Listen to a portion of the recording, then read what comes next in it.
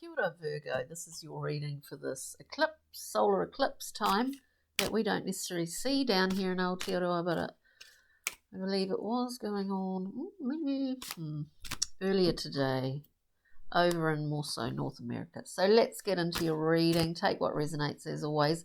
Leave what does not. Check out any other titles that stand out for you, and if you know your rising, ascendant sign and your moon, what they're in, check those out too. So let's get into it. I'm trying to keep these readings a little bit more succinct, and I always say that and they end up going on and on and on. Anyway, let's see. We're coming out here. Oh, did I say yes? Well, thank you for your comments, likes, shares, subscribes. And we do go through clarify, and I've pulled, in fact, Virgo right now. I can't see it. And I'll put it face down until the end, a rock, mineral and crystal card for you, Virgo. Let's see. Get a few cards out here. We have been getting some common cards coming out for a lot of the readings. This is very interesting few cards here for you, Virgo. I can't help but feel very female feeling of it. So let us talk about these cards, and I'll keep shuffling. We'll see what comes out to clarify them. So we're coming out here. Look, there's a, as I said, it's very female coming off the table here. We've got the Prince of Swords, which is an interesting card, the Prince of Swords. I don't think that's particularly female. It's not male, female, or whatever other terms there are. It's an energy that is really all over the place.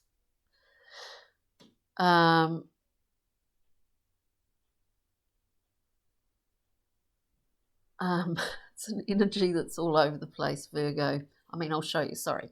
I'm just a bit, no, it's very overpowering female presence in this reading. So we've got this character, you know, I love the Prince of, I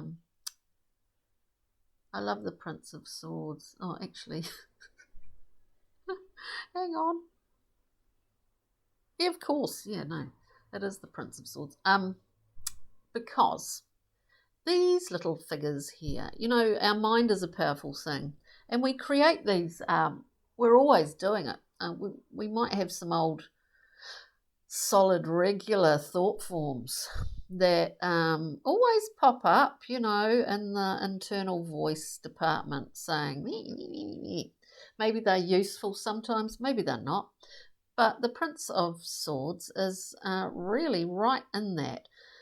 So we see these little things here, these little figures or fairies that they are described as in the Thoth deck, taking this prince on in all sorts of different tangents and directions. There is something quite fruitful in that, though. There, you know, I mean, if you existed within that all the time, it's like total non-focus, no focus on any specific thing. It would drive you insane. But for a short time, we find ourselves here, we get pulled in many different, various directions, and there's a very productive element to something, you know, is paradoxical, to something that appears to be totally not productive at all. Gold and green, it's pretty rich. So we've got this sort of wandering,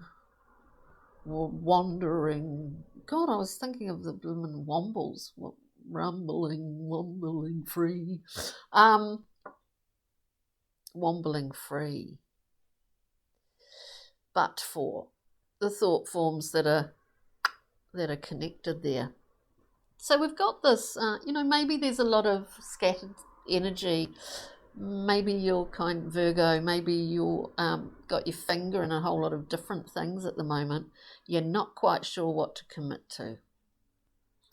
It could be all sorts of things in regards to work, just in regards to life. Like, I often think of a existential kind of crises moment in some respects when I look at the Prince of Swords. Being pulled around and about and all, But the thing is, anyway, I better shuffle, eh? The thing is, we have central point in this reading. We have the beautiful star card. Now, we're talking an Aquarian card here. It is it requires a level of surrender. A surrender to something a bit larger than a thought form that you've fed and given a lot of power to, right? Which is what's kind of going on in here. It requires a level of surrender that's going right up there into the cosmos. So this star card, this bridge, this sort of, bridge from the physical earth into the higher realms, the planet realm, the cosmos, whatever way you want to look at it, your higher place, a very firm connect. It's a connector. It's a conduit. In order to really utilize that, we need to surrender to it. Again, a kind of level of paradox in that. People often say the star is about dreams and wishes coming true. But I think to a certain degree, it's really about not being so attached to those dreams and wishes coming true. The lack of that expectation or need that allows that surrender, that allows those wonderful things to come to you. And of course, there's a baptismal element to this pouring of the waters. There's a reference to the story of Ganymede and all of that, but I won't go into that today. All I'll say is it is a card of surrender. It is a card of healing. We then have the High Priestess, and the High Priestess has messages coming from a place that whether you want to or whether you recognize it, whether you recognize it or not. The High Priestess is veiled, and occasionally we might get to be invited behind that veil. Glimpses of past life, memory if you want to, or if you relate to that idea, or just simply familial memory, genetic memory, family of origin memory. That is a chained link that goes back, back. The High Priestess has information, for you and you alone, and it's knowledge that you can come to at certain points. Sorry, Virgo, I'm just getting carried away a bit. So we're going to go through now and clarify this prince. I think we understand the prince very, very well. I think you understand the Prince of Swords very well. And even though he's in motion, going, well, there's a fixed element to it because he is bound by those thought forms. We get beautiful Ace of Cups too. This is one of those cards that's been coming out a lot. Ace of Cups, to pop on top of that Prince of Swords. A rebalancing here, contracts that we have with others, contracts, rebalancing, integration. We're talking sacred marriage. We're talking with the lovers. It is a mercurial, Virgo. It's a mercurial card, overseen, in fact, by your card, the Hermit. We don't see that in this expression of the lovers, but the Hermit, oversees the sacred marriage, because the Hermit represents the hero's journey to the internal machinations and workings, shadow and light. And so I think you understand the Prince very well. I think you understand the importance of, sometimes we go into a scattered mode, an unfocused mode.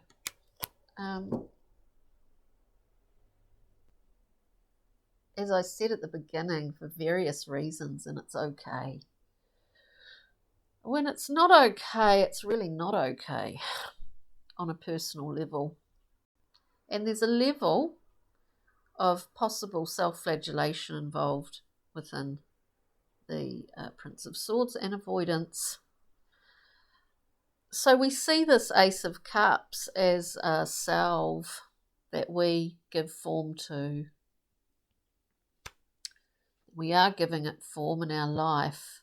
When we look at the relationship contracts that we have, they are contracts. Sometimes they end, sometimes they don't. Often they evolve. The Star card we're looking at here for Virgo, success. Success. 6 of Wands. And the act of surrender. It's not only ourselves that come out of it with a sense of our own value, but it's others see that also, Virgo, with the 6 of Wands. Others see it. Knowing strength, that it requires strength, that if we're talking about a hermit's journey, shining the lantern, allowing sometimes to be a tour guide for us to look at shadow and light, more so shadow. We get strength here, which understands the importance of understanding the importance of the difference between aspects of how we operate. What is our ego? What does that look like? We certainly need it in this world. But we can separate it from our psyche or whatever. We understand the taming of the beast, which is our mind here. And other people can see it and respect it. And there's a really lovely level of honesty in here. High Priestess for Virgo, please. We've got all the big guns coming out. Coming out. Yes, we have. Oh my God, yes, we have. We have the Hierophant with the High Priestess, which could be a pretty interesting combination, isn't it? Both top of their game. In the old days, of course, the church ran the state, all of that. But this is about not necessarily mentorship, but maybe there is someone in your life that acts as a kind of mentor, Virgo, for some of you. Spiritual information, and not religious. I'm not talking religious. I don't understand it as that. It's spiritual information for you and you alone. And there's something within this that, whether you believe in anything larger than yourself or whatever, doesn't really matter. You understand. You understand something quite fundamental, Virgo, about the larger, wider.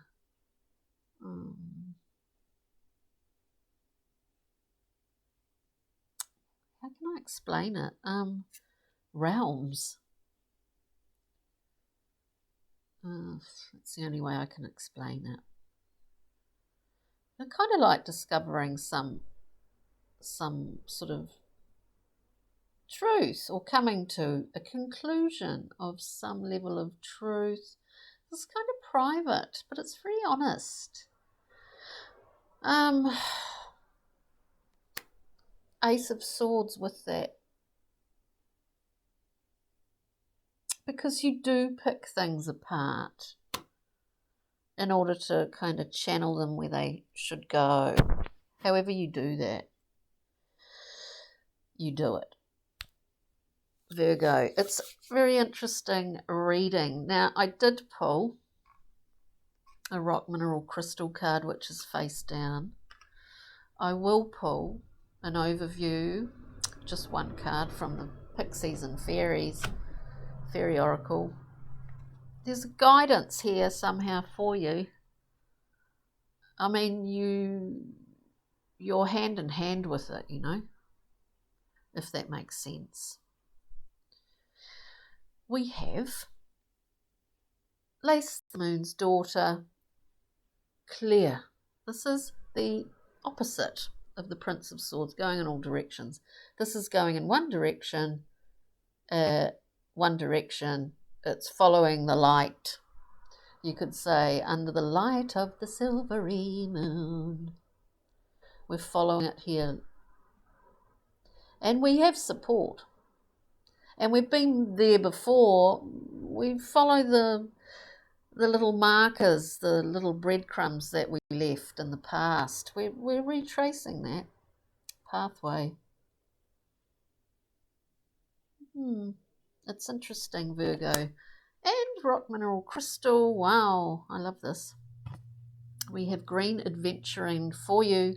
Good luck, prosperity, new opportunities, and heart healing. There seems to be, at the moment, a lot of heart healing that is going on. But green adventuring, it's quite a dirty greeny. It can be quite a dirty green. It's a nice stone. So, on that note, Virgo, I hope you enjoyed that reading. Take good care.